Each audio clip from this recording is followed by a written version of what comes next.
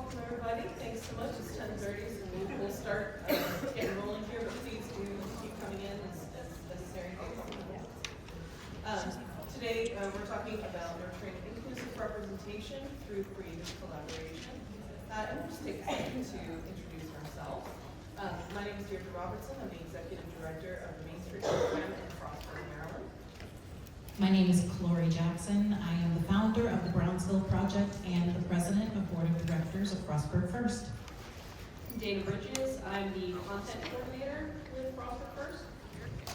And we're also joined by Bethany Fife, who is the Director of Community Development for the City of Frostburg and is here in support and is also part of the project. Our designated camera lady for the day. So today what you're going to hear about is how one simple project expanded into a multi-project collaboration that really has helped to begin to heal a fracture that we have had in our community. And that is the sculpture that you see here called Anchors of Endurance. And we'll talk a little bit about that in a second. So by the end of the session, you're going to walk away with a better understanding of how to identify potential collaborative partners in really any project situation, but particularly where to start with controversial projects or potentially controversial projects in your district. And also why storytelling and framing the narrative should be a core strategy in any project moving forward.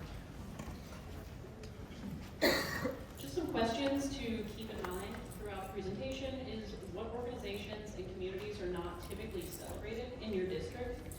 When it comes to potentially controversial projects, whose place is it and is it being done? And how can you create opportunities for storytelling, highlighting those overlooked communities? And we will try to leave some time at the end for questions, but of course it's a 30-minute session, so please forgive us if we're moving right along here. We want to talk a little bit about the history of Brownsville to give you a bit of information. In 1866, in Frostburg, Maryland, a woman who was formerly enslaved named Tamar Brown purchased the first lot in what would become known as Brownsville. Not soon after that, my great-great-great-grandmother, Elizabeth Jackson, purchased the second lot. She was also formerly enslaved in the Frostburg area.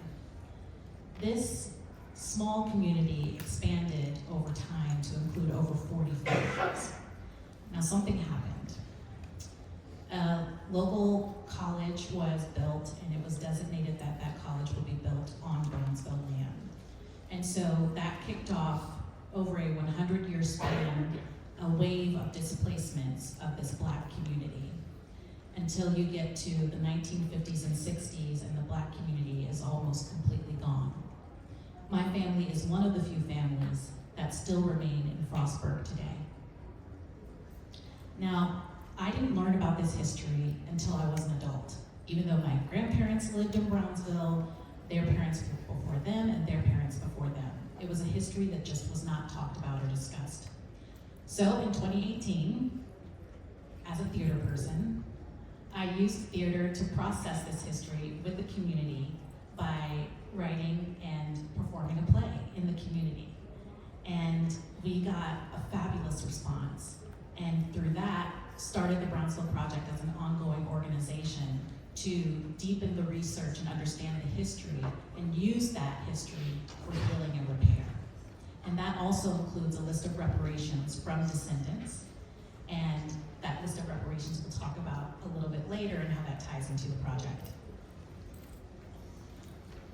So sort of the origin story then, excuse me, as we get into this project.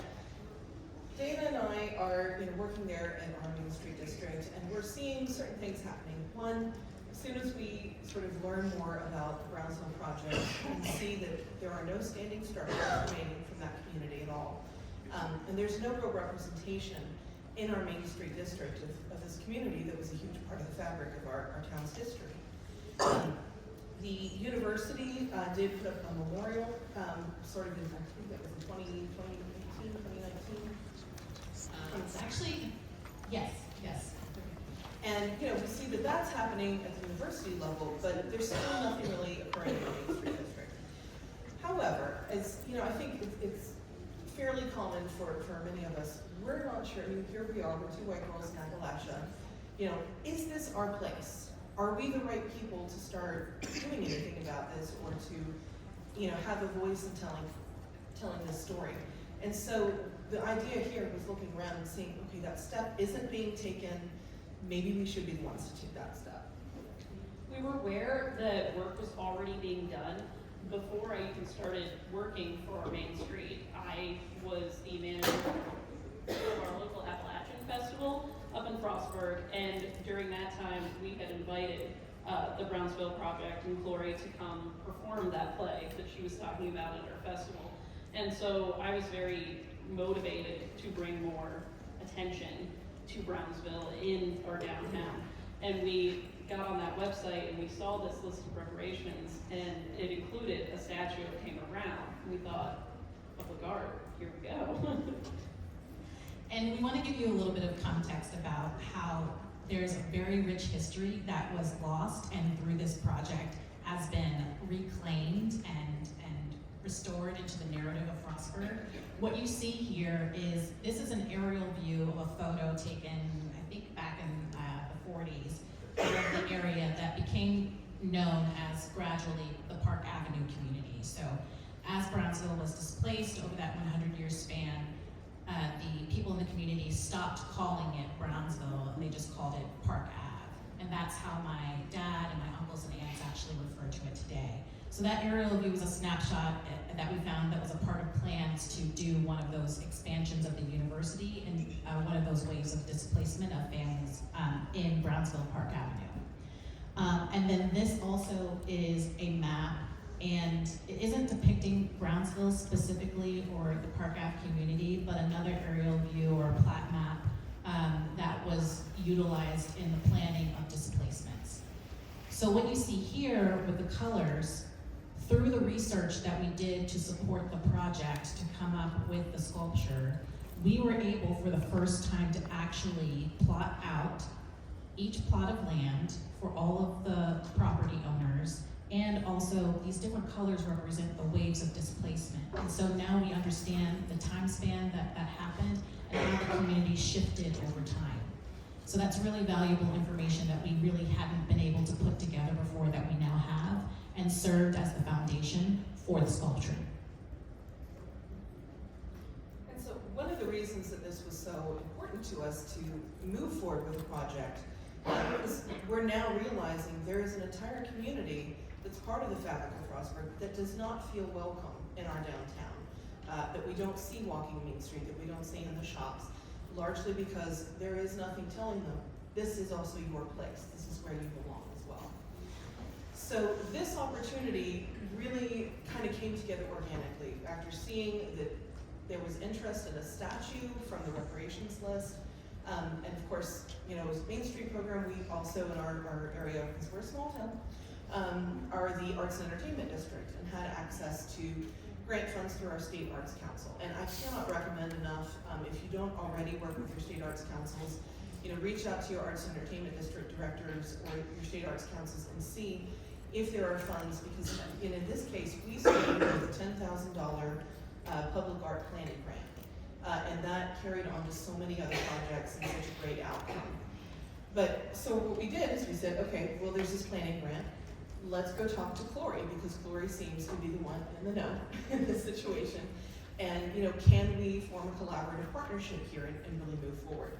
And one of the things that, again, I think is really key, especially given our history, our you know, lack of connection with that community, we were not meant to be the voice. It was not meant to be, you know, Main Street is taking the lead, we're doing this project, this is our thing. We are here to be facilitators. And I think every Main Street director in here knows that is what our core function is in our districts. We are there to facilitate, to make opportunities happen, to make those connections.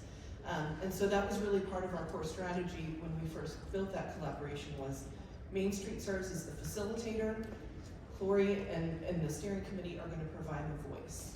And this was a really very important piece of us being able to collaborate together, and really the nature of collaboration that we as descendants were desiring that we weren't able to find with other community partners.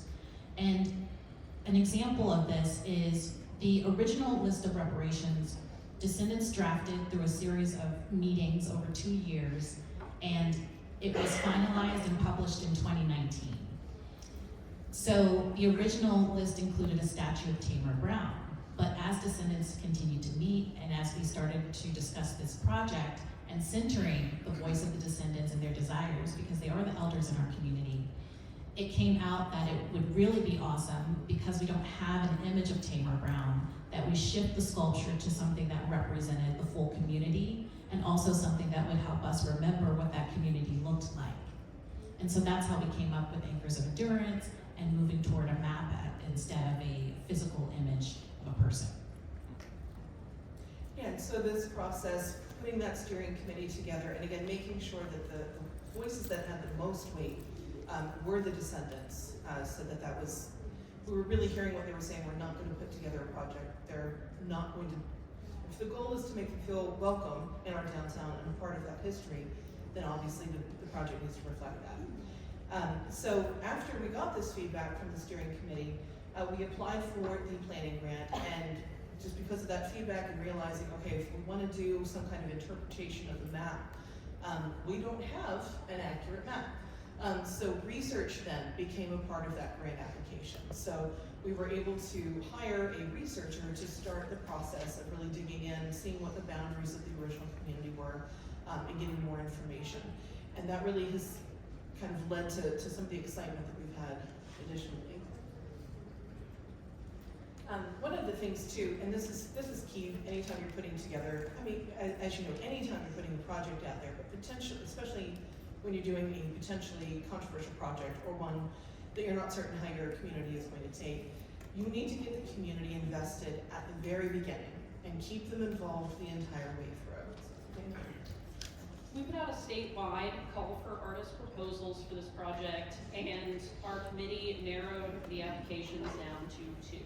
Once we had those 2 proposals, we put that out in public. We had a huge social media campaign. We had a designated page on our website, making sure that we were updating the public as we went.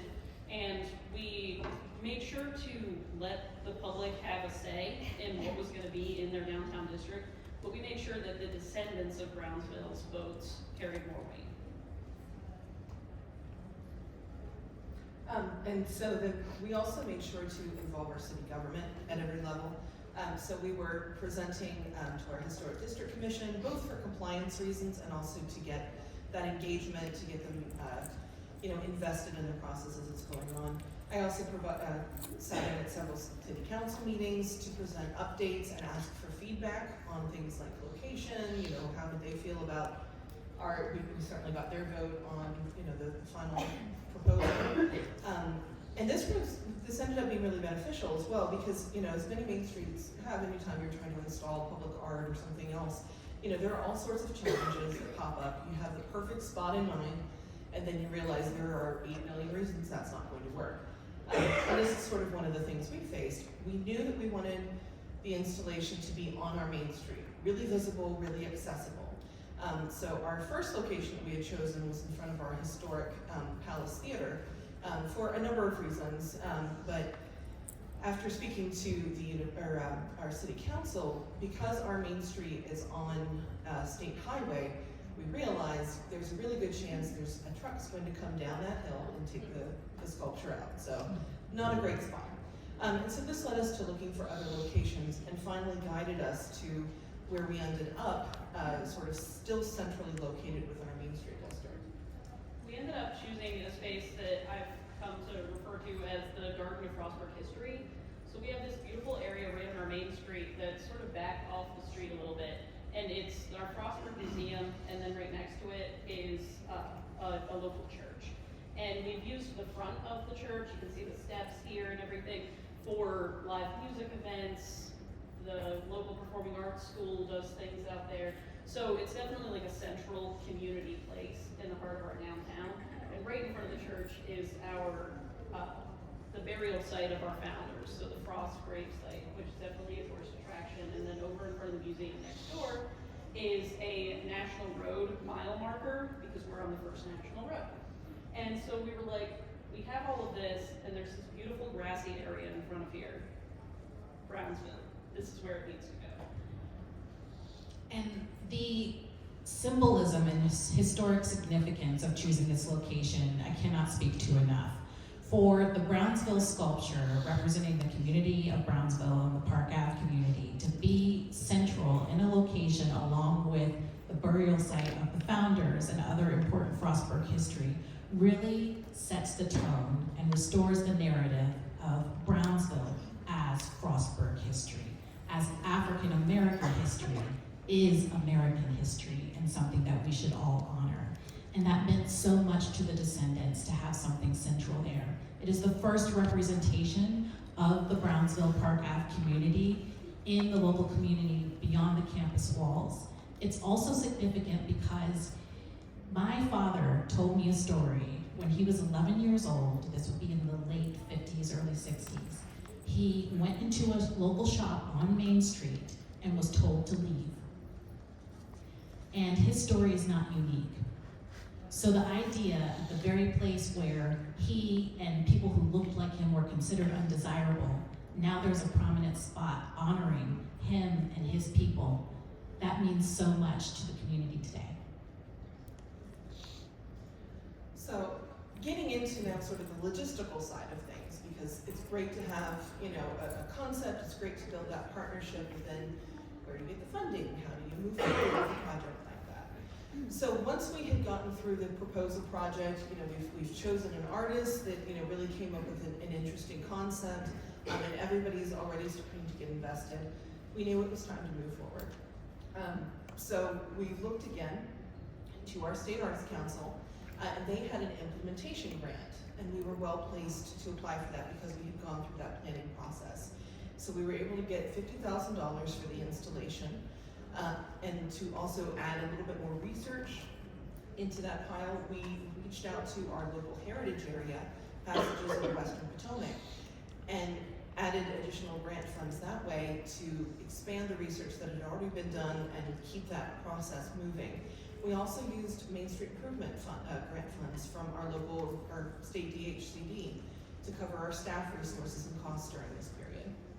And all of this led to additional research. It was, not necessarily the original intent of the project, but a really fantastic byproduct that then became its own focus. And this actually spearheaded another item on the list of descendant reparations, which was additional research. So in finding and platting out all of the places where Brownsville descendants owned property or lived, that led to a codification of the deeds and also the bills of sale, which were separate, and we had a really difficult time finding, and no one really wanted to help us because it gave evidence to the race wealth gap. And so now we have this information and we have it analyzed actually, and it's ready now to use for that additional research for further reparation and repair. We also then continue to engage the city and our stakeholders in the process. So we involved the city in the construction process, getting the concrete poured. They were the ones who kind of found the company for us that was doing it and helped facilitate that process. We also collaborated very early on with the Frostburg Museum and St. Michael's Church because the statue was going in front of the museum and it was on the church's land. So getting them on board very early on just meant that we had additional advocates for the process going forward.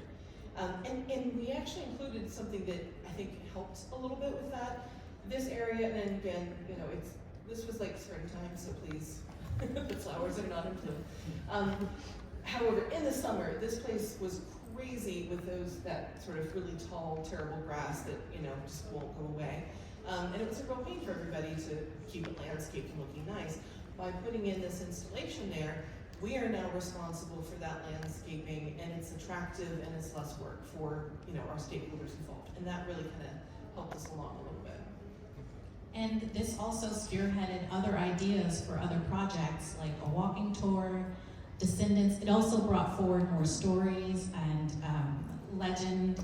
Family lore has it that the bushes from my grandfather's house were transplanted or propagated to continue to be used on the university. Now we're exploring the idea of going and getting those plants and actually having them planted here. And we're keeping it local, we were able to contact a local artist who had already worked on a piece of public art in another area of our downtown to complete the landscaping and the pathway to make the art accessible through that grassy area. Again, he's working on it. So, you know, this was a March photo. So we also made sure that we kept the community invested and aware of everything that was going on throughout the process. We posted videos and photos of the concrete being poured, of the artists coming to visit the location for the first time, of them trying to speculate how are we going to get this extremely heavy thing over across this dirt area and everything. We made sure that we're keeping up this excitement and this enthusiasm, like we can't wait for you to see what's going on over here on Main Street. And my role was to remain accountable to the descendants and to make sure that they understood what was happening every step of the way. So part of this became making sure, again, not just that people are able to give us insight through social media or surveys or email or whatever, but we actually held multiple community meetings and forums to give people access to the information and to provide feedback. We had regular meetings that were open to the public, and we also had meetings that were just for descendants to talk about the project, or we had public meetings that started or concluded with a descendants only portion. We also went back to the Appalachian Festival with this project to keep going from where we kind of began and met, to make sure that everybody in that sphere was aware as well. Because we wanted the sculpture to be something very memorable, and we're so grateful to our artists, we were able to have an interactive experience. We called it a ceremony, where it was just descendants. They closed the museum for the day. Descendants came in, and they were able to stamp their family names into the sculpture before it was erected. And this is actually a photo of me and my dad doing that together, which was really sweet. And it also led to more stories. As every time descendants gather, there's more oral history that comes forward as they have a chance to now see the layout of where they used to live. And we had someone telling us, oh yeah, your great aunt lived there, and your cousin lives over there, and here's how you all are connected. And so it led to a really important experience of being able to share more oral history, again, which adds to the canon of information that we can use to continue to remember Brownsville. We also hosted, once everything was installed and ready, we did a dedication event that included a ribbon cutting. We invited key community stakeholders, but the emphasis was always on the descendants as well. And if you want to talk a little bit about the dedication. So for the dedication, again, it's a great example where Frostburg First was the facilitator and not the voice. I put together the program along with descendants, so we decided the flow, who was speaking when, and it also was an incredible moment because it served as a mini reunion. We had a descendant who had been away from decades, who had just returned to the community to age in place there, and he showed up at the ceremony and he met up with his cousins. And that's a photo of him there hugging, and that's my dad and my uncle in the background. So now he's come into the descendant community and rejoined us as well. It was, our artists stayed with us all across, all along the way. They're even open to having another name stamping ceremony as we find more descendants who have moved away and bring them back in.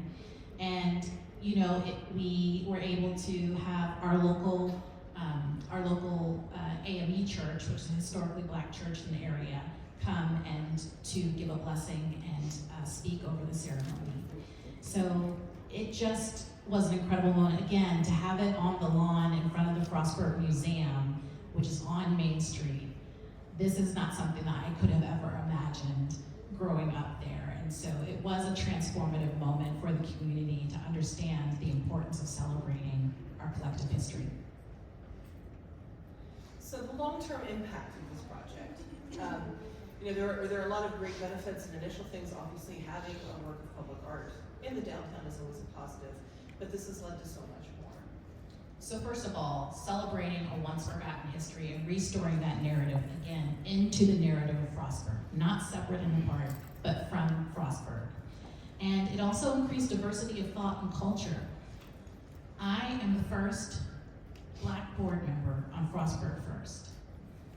And I'm also the first Black president on Frostburg First. And I was able to bring in my godmother, who is the second Black board member on Frostburg First. Crazy that we're saying that in 2025. And again, it unlocked rich historical history that we really need to continue the research and continue the action for repair. And we're still working with Backstories, the researcher that helped us today. And this inspired additional projects. So the way we started with just an idea for public art, now it's turned into research, it's turned into additional materials that are available.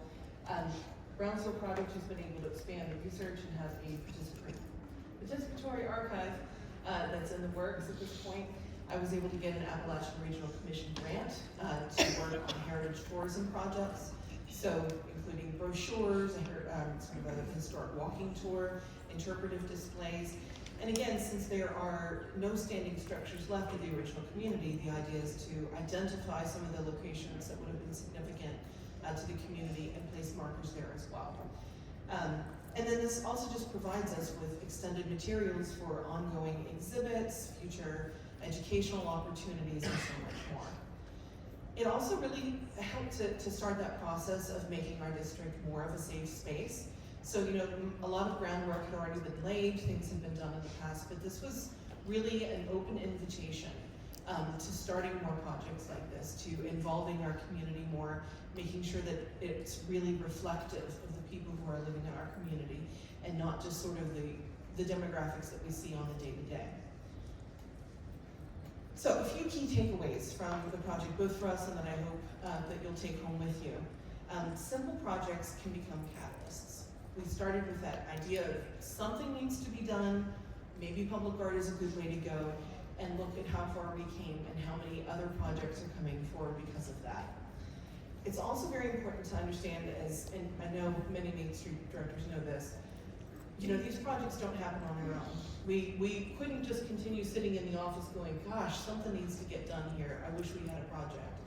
We have to go out and find those partners. We have to go out and start having those conversations. Even if we feel uncomfortable or a little bit awkward about it, or like, is somebody gonna get mad at me? We still have to go and find those collaborative partners, because what a fantastic collaboration and relationship we now have.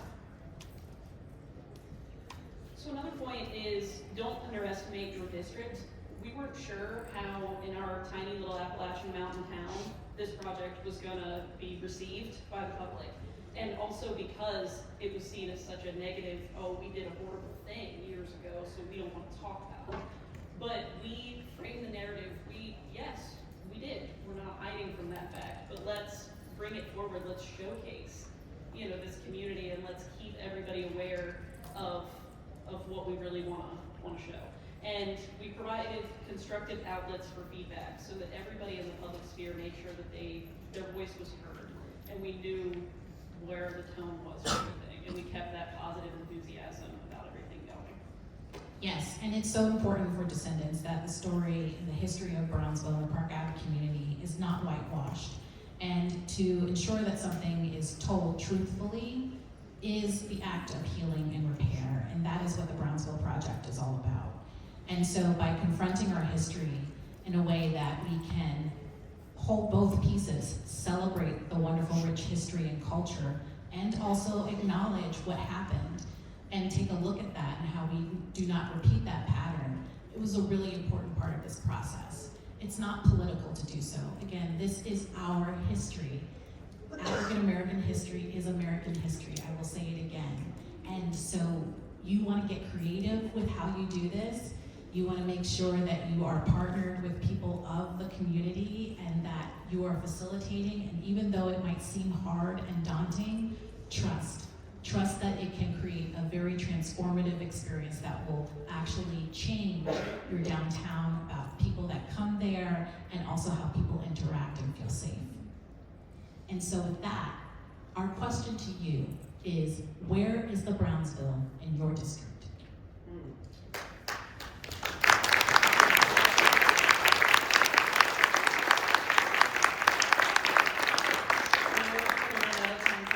Sorry about that, but if any, and we're willing to hang out for a couple minutes if anybody does. If you would like more information on the Brownsville project, on sort of our marketing campaign and the promotional activities, even just our documents for applications, requests for proposals, please do feel free to contact us. We also have our cards available here. And we're happy to share any of that information or discuss how that process went.